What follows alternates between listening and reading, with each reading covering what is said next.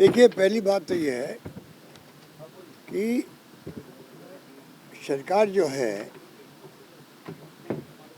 जनता की क्या समस्या है उसमें विकास के साथ साथ में कानून व्यवस्था की स्थिति हमेशा महत्व रखती है। ये सरकार ये है जो होम की मांगों को ला ही नहीं रही है डिस्कशन के अंदर। और जूली साहब ने, हमारे चीफ विप साहब ने बहुत कोशिश करी, उसके बाद स्वीकार नहीं किया उन्होंने। इसमें सख्त ऐतराज़ होना चाहिए सभी को कि आप लॉ एंड ऑर्डर की स्थिति ऐसी होती है। 11,000 से ज़्यादा रेप की घटनाएं रजिस्टर्ड हो गई है अभी 2 साल में, 11,800 लगभग। ये तो मैं एग्जाम्पल दे रहा हूँ आपको। पर रेप के अलावा भी डकैतियाँ, चोरियाँ आम बात हो गई है। महिलाएं अगर अकेली घर में है तो वो सुरक्षित नहीं है। उनका गला काट के गले ले गए, पैर काट के उसके ले गए और कड़े ले गए। कैसी मार्मिक घटनाएं हो रही है। तो सरकार को खुद को आगे आना, डिस्कशन में भाग लेना चाहिए, डिस्कशन रखना चाहिए, जिससे कि तमाम पक्ष विपक्ष के मेंबर अपनी बात कह सके। और जब लॉ एंड ऑर्डर की स्थिति डिस्कस होगी तो मुझे विश्वास है कि जो सत्ता पक्ष के विधायक हैं उनके क्षेत्र में पुलिस की क्या भूमिका है, कानून व्यवस्था कैसी स्थिति है, उनके क्षेत्र में रेप की घटना हुई तो क्या कार्रवाई हुई, और विधायक की खुद की बात को पुलिस ने कितना तवज्जो दिया, कार्रवाई की या नहीं करी, तमाम बातें डिस्कशन होता है। उसका फ़ायदा सरकार को भी मिलता है। गुड गवर्नेंस के अंदर अंकुश लगता है कानून व्यवस्था पे, तो डिस्कशन होता ही नहीं है। अब बाकी 2 साल बनाम 5 साल का तो मजाक बना रखे उन्होंने। हिंदुस्तान के इतिहास में कभी भी आज़ादी के बाद में किसी भी गवर्नमेंट ने ऐसी मूर्खता वाला स्टेटमेंट नहीं दिया होगा कि 2 साल बनाम 5 साल। बड़ी बेतुका स्टेटमेंट था। फिर इसको विड्रॉ करना पड़ा, इनको बदलना पड़ा। नहीं, हम तो डिस्कशन करेंगे प्रतिवेदन पर। ये नौबत क्यों आई? ना केंद्र में ना राज्य में, ना तो 2 साल बनाम 5 साल की बात की गई। और ये सरकार तो गांव-गांव में इसकी जो स्थिति बनी है, ऐसी मैंने मेरी ज़िंदगी के अंदर कभी भी किसी सरकार के बारे में कमेंट नहीं सुने होंगे। मुख्यमंत्री को अगर मैं कई बार कहता भी हूँ कि मेरा आग्रह आपसे है कि आप पता करो वास्तव में स्थिति क्या है राज्य में। अगर आप मजबूत रहेंगे, आपकी सरकार मजबूत रहेगी तो फ़ायदा किसको मिलेगा? जनता को मिलेगा। और हम विपक्ष में भी है तो हमारा ध्येय वही है कि जनता की परेशानी दूर हो, सरकार का लाभ उनको मिले, गुड गवर्नेंस हो। उस पर ये समझ नहीं पा रहे हैं। बहुत स्थिति खराब है। पता नहीं कोई आंकड़े ला के दे देते हैं इनको। आंकड़े कौन से होते हैं? हमारे वक्त में अधिकांश आंकड़े हमने जो बजट में घोषणा करी, हमने जो स्वीकृति जारी कर दी, टेंडर निकाल दिए, काम शुरू हो गए। उन कामों को एकदम रोक दिया, पहले डिले किया, सड़कों के हो या कोई अन्य काम हो। बाद में पूरे हुए तो वो चार्ट बना के दे रहे हैं आप सबको। तो देखिए हमारे वक्त में कितना बड़ा तुलना करें तो कितना बड़ा फ़र्क है। अधिकांश काम हमारे वक्त के ही हैं। जैसे अभी प्रधानमंत्री जी आ रहे हैं अजमेर के अंदर, 19 कॉलेज का मैंने सुना है कि उद्घाटन कर रहे हैं वो। 19 कॉलेज, 19 में 18 कॉलेज हमारे वक्त की हैं। आप समझ जाइए, 19 में 18 कॉलेज हमारे वक्त की। आपने तो अभी इस बजट में 1 कॉलेज घोषणा करी है। हमने 310 कॉलेज बनाई है। 70 साल में बनी थी 250, हमने 5 साल में बनाए 310 कॉलेज। 130 गर्ल्स कॉलेज हमने खोल दी। ये क्या मुकाबला करेंगे हमारे कामों का? बल्कि जो काम जो हो चुके हैं, मुझे इस बात का ऐतराज़ है और सख्त ऐतराज़ है, जो काम हो चुके हैं। आपके कोचिंग हब बना हमारा, ट्रैफिक जाम मंजूर है इनको।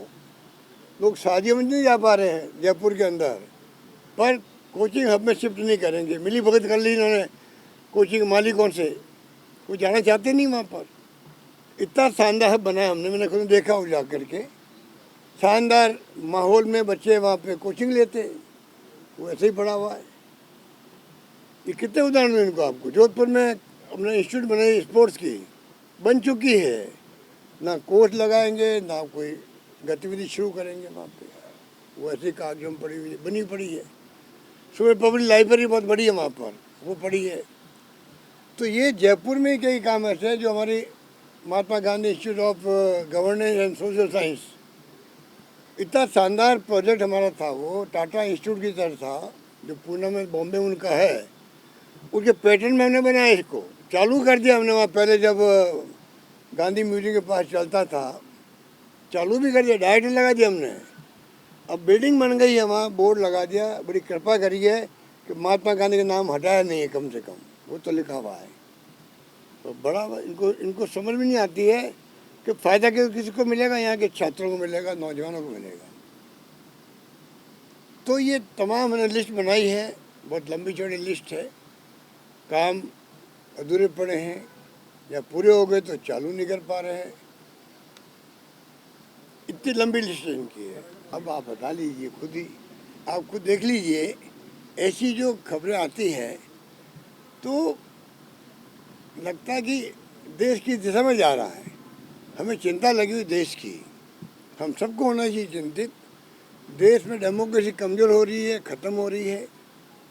लगता है देखो, इलेक्शन कमीशन का जो व्यवहार है, जुडिशल दबाव में है, दबाव में ब्यूरोक्रेसी भी है। तो मुझे लगता है कई बार कि रशिया और चाइना में चुनाव वहाँ भी होते हैं, 50 साल 60 साल से सरकारें एक पार्टी की रहती है वहाँ पर। इलेक्शन कमीशन वहाँ भी होते हैं, चुनाव आयोग होते हैं वहाँ पे।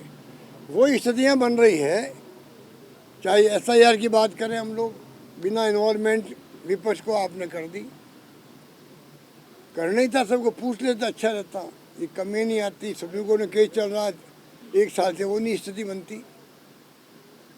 विपक्ष को दुश्मन समझते हैं। पहले मोदी जी ने कहा था कांग्रेस मुक्त भारत बनाएंगे, अब वो आ गए हैं कि विपक्ष मुक्त भारत बनाएंगे, विपक्ष का मुक्त भारत बनाएंगे। तो बिना विपक्ष के पक्ष क्या बताइए, पक्ष तभी उसका महत्व है।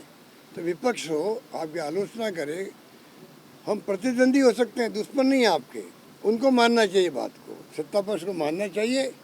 ये कोई हमारे दुश्मन नहीं है, विपक्षी पार्टी है, उनका सम्मान होना चाहिए। पर आज़ादी के बाद में कांग्रेस के राज में भी, चाहे बीजेपी हो या विपक्ष हो, CPM भी बड़ी थी पार्टी उस पैमाने के अंदर।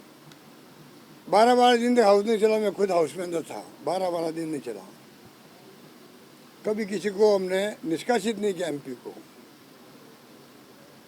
और हमेशा जब कभी हाउस अर्जन होता था तो हमारा पार्लियामेंट अफेयर मिनिस्टर जाता था विपक्ष के पास में, उनकी बात करता, भाई आप क्या बात हुई, क्यों नाराज हो, मनाते उनको, पटाते, मनाते, कुछ भी करते कि भाई वापस टेबल पे आओ।